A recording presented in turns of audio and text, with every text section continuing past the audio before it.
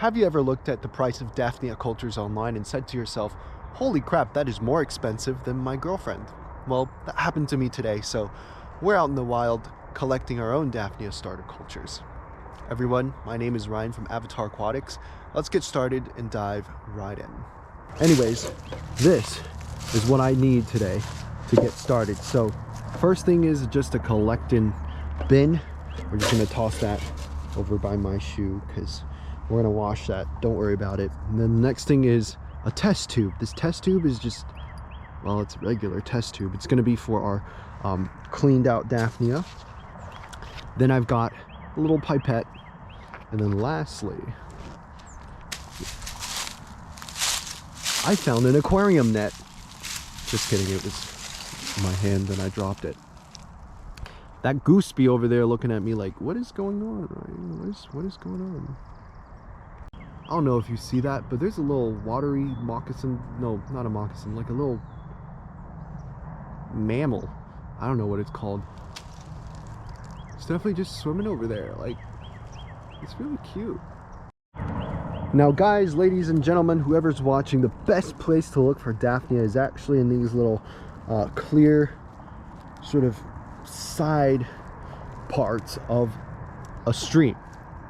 Because if you're in the stream, the Daphnia are getting carried away, there's fish, danger, all that crap. But over here, you see how like the water is kind of dirty looking.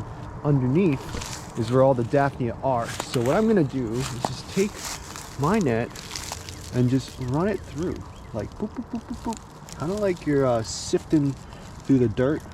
Don't worry about catching any like weird stuff in the water. And then all I'm gonna do is shake it around and get that really nice and washed out. Okay, so got this crap here. I'm gonna bring it over to my little, oh my god, I really recommend some bug spray because it's it's a lot of bugs. I don't like bugs. I'm gonna get some water, rinse it out, get some more clean water, and then I'm gonna push it down. I'm just gonna dump that whole crap in there.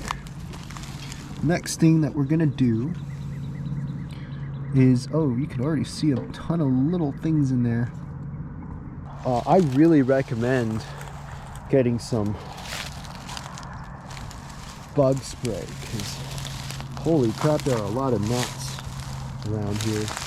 But we're gonna find ourselves, I almost slipped and died just now. We are gonna go down in this little area here. We're just gonna take your net and run it through. I seem to have misplaced my net. And so after I lost my net, I lost the audio for these next couple videos. But here was this beaver just staring at me, sort of like a, what are you doing in my home type of feel. What are you doing in my swamp? You know, I heard a splash and he came out looking at me and I was staring at him because it was the first time I've ever actually seen a beaver in real life out in the wild before. You know, I've seen them at zoos, but never out here. And so after a while, he was like, you know, he's probably not a threat, and he left. But that was just so cool, like hanging out with a beaver out here in the wild. So cool. Like, look at him just swimming around. I wanted to be a beaver. Anyways, back to the actual Daphnia.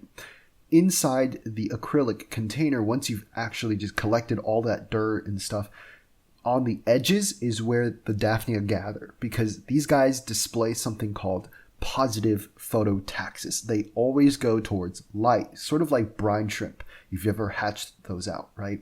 And so all you have to do is take a pipette and just move it around the edges of the acrylic to suck up all of the Daphnia. Most of it is Daphnia. I suspect it might be different if you know you're on other parts of the world, but for this particular stream, you've got copepods, nematodes, Daphnia, some water mites, but all those things, very few of them are positively phototaxic. So that's a really great way to filter out just Daphnia. I ignore all this mulm stuff and I just focus on the edge of the acrylic container. Like I said before, that's where the Daphnia are. In the center here is actually like a dragonfly nymph, or maybe like a damselfly. It kind of freaked me out and gave me the heebie-jeebies, so I kind of just left it and I put it back in the lake after I was done collecting the Daphnia.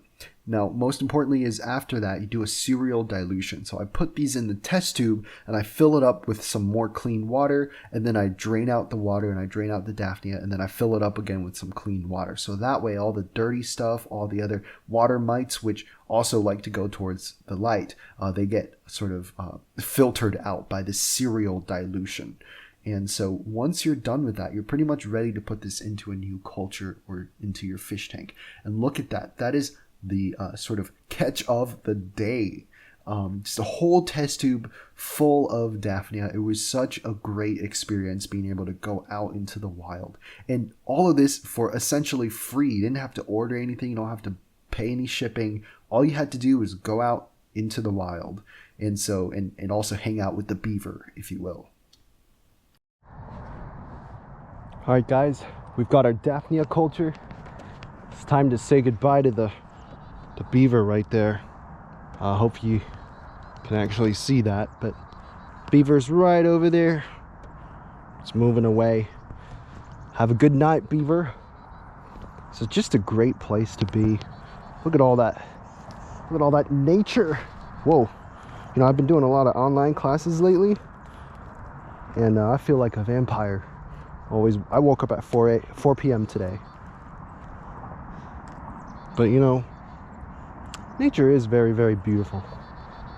Next time I'm going to go look for this guy's dam.